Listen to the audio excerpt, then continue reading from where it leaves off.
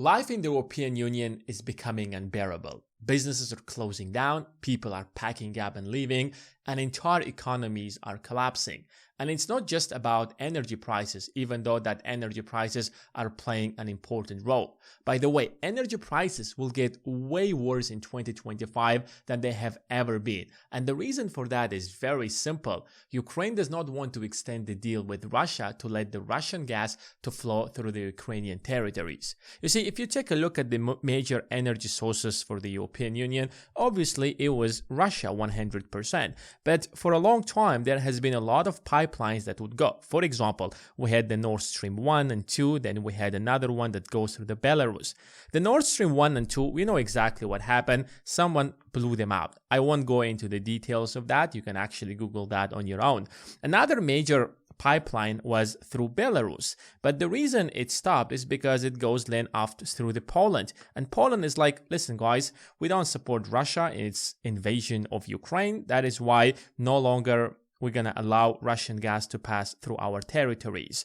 But besides that, the most important pipeline was obviously through the Ukraine. Yes, it sounds a bit controversial, but because these two countries are in direct conflicts, but nonetheless, it was beneficial for everybody. It was supplying the European Union with gas. Russia was happy to get its billions of dollars, and Ukraine was happy to get the support of the European Union and also billions of dollars flowing out from Russia into it. But starting from January 2025, this deal no longer works. And that's why if you pay attention at energy prices, you realize that through a single year, they have actually risen by 100%. So to some countries, it might not be a major blow. But for most countries, especially if we talk about eastern part of Ukraine, or eastern part of the European Union, we have a lot of poor countries that are not as rich as Western Europe, which means that energy prices won't just actually make it impossible to live, but some of these economies could actually collapse.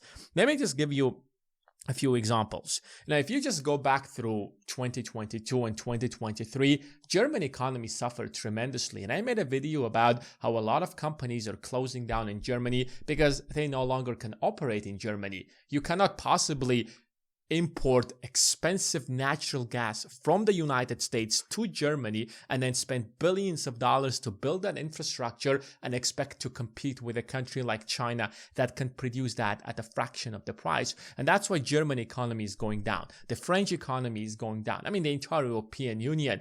But the problem is that even at that level, the German GDP per capita, for example, is around $53,000, which makes it one of the wealthiest countries in the world. Now, compare that to a country like, for example, Slovakia, which has a GDP per capita of $24,000, which is twice less than the German economy. What does it tell you?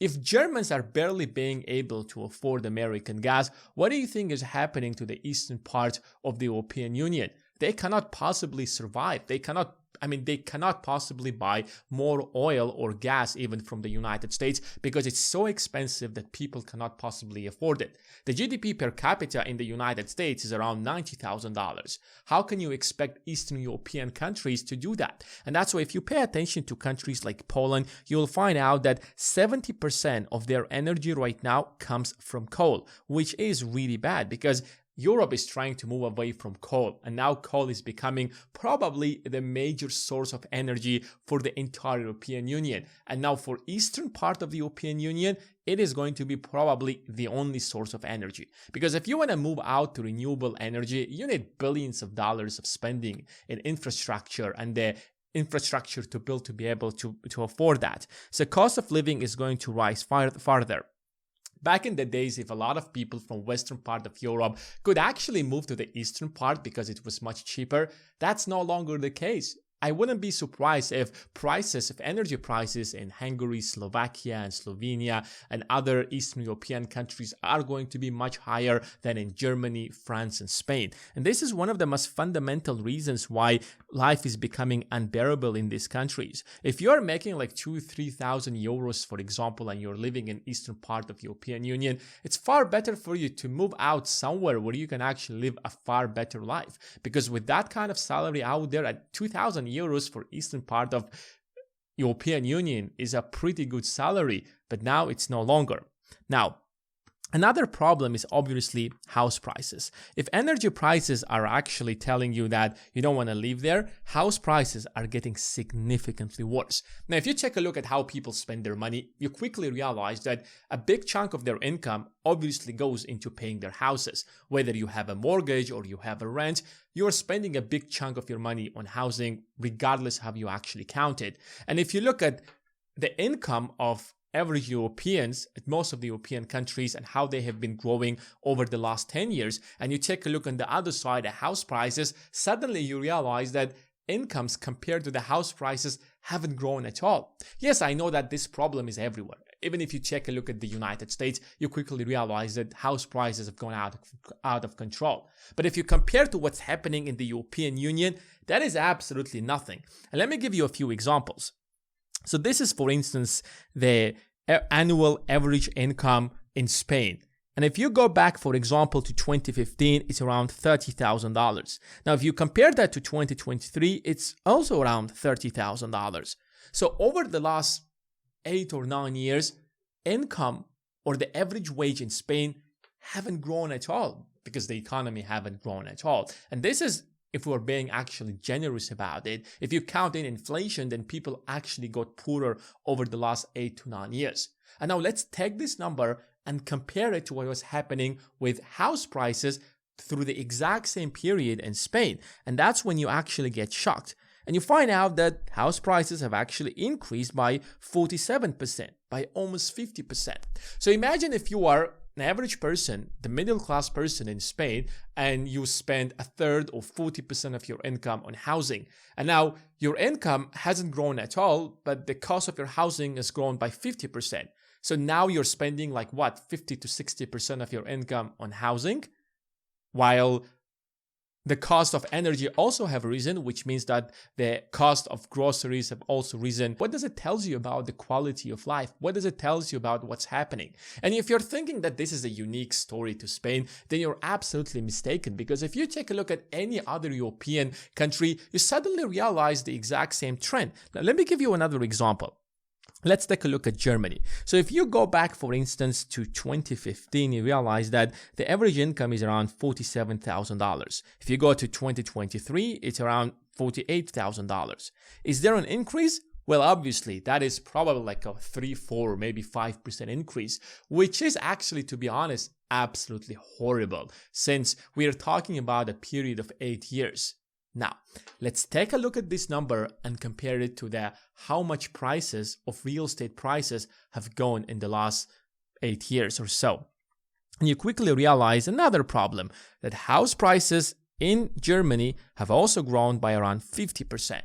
So your wages have grown by 5%, but the cost of your housing has gone by 50%. Do you realize what a big problem it has actually turned into the European Union when it comes to housing? Or take a look at Netherlands, which is much worse. If you go back to 2015, it was around $55,000. You compare it to 2022, the average income has decreased to $52,000, which means that the average person in Netherlands is making much less money today than he was making around 8 years ago. What does it tell you about the state of the economy? What does it tell you that for the last 8 years inflation has been rising, but your wages has been actually going down? At the same time, the price of your house has gone by 83%.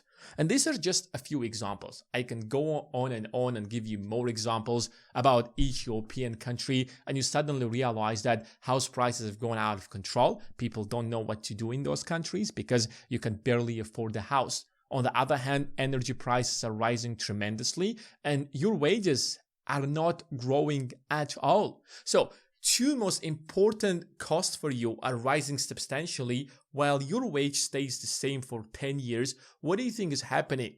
Life becomes impossible. You start thinking about moving somewhere else. And this is one of the most fundamental problems that the European Union is actually going through. But this is just one out of many problems, because another problem is the welfare system in the European Union is on the brink of collapse. See, for a long time, if you would ask me, what is the best place to live in the world? And I would obviously tell you that it is the European countries. Because if you go to eastern part of Europe, even if you go to Spain, I mean, it's an amazing place to live in.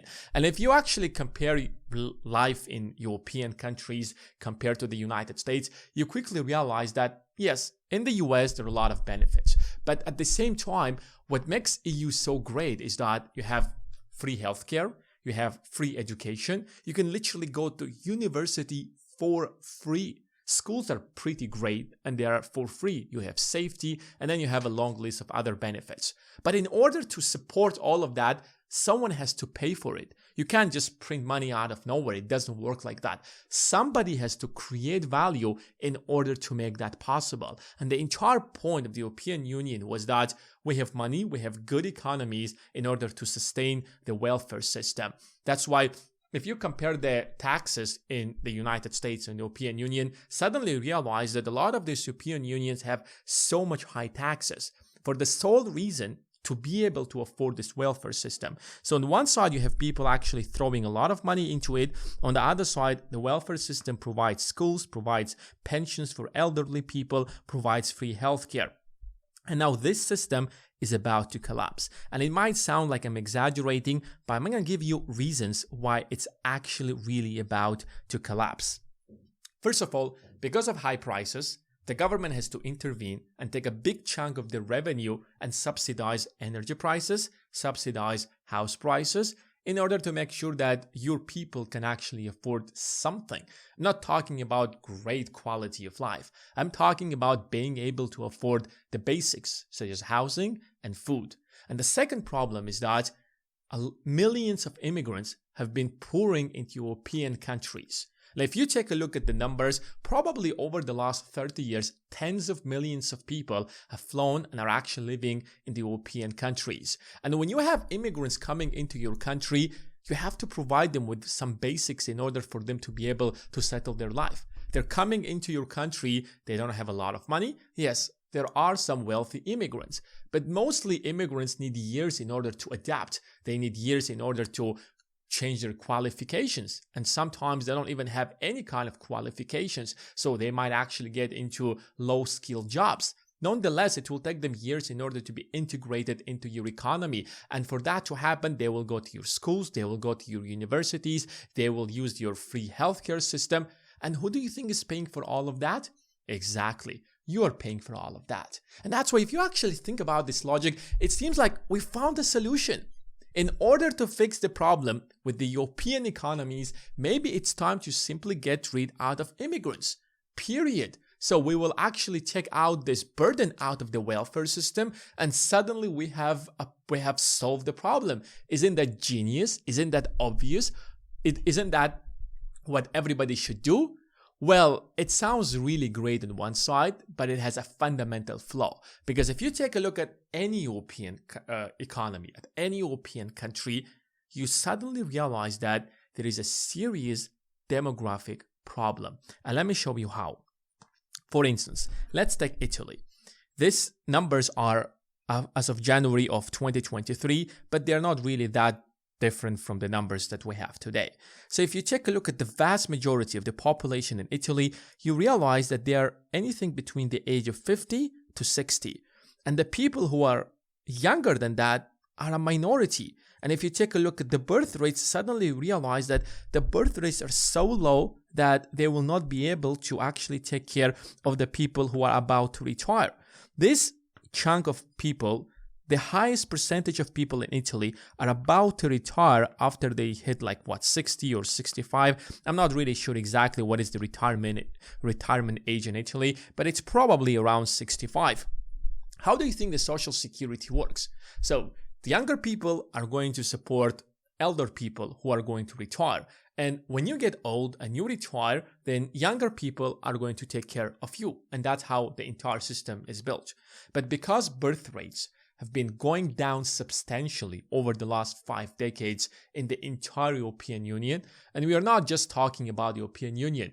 They have been going down pretty much everywhere where the economies have advanced so much, but especially in the European Union. And in order for you to solve that problem, what do? You either solve it by increasing the birth rates, or you're going to solve it by bringing people from other countries. And because of this problem, European economies and countries are trying to bring immigrants in order to fix this problem. Let's take another example. This is the demographics of Spain, and you see the exact same pattern. The vast majority of people are anything between 40 to 50 or 60 years old, and they're about to retire. And there are not enough people in order to support these retired people. And if you take a look at the life expectancy, people are living much longer. So if you're retiring at the age of 65 and you live up to 95, for example, then the government has to pay you Social Security for the next 30 years. Where that money is going to come from? You can't simply print money as much as you want. It doesn't literally just works like that. Somebody has to work, somebody has to pay taxes, and that is why you need high birth rates. And if you cannot do that, then you will bring millions of young people from other countries and you integrate them within your country in order for the welfare system not to collapse. Let's take another example. Take a look at Germany. The biggest chunk of the population are between 50 to 60, and these people are about to retire. So everybody here will take care of these people, and there are not enough people. And this is the numbers you take a look after these European countries are taking dozens of millions of refugees and immigrants from other countries. And this situation might look like a real problem, but it would be much worse if they haven't actually taken so many immigrants in the first place.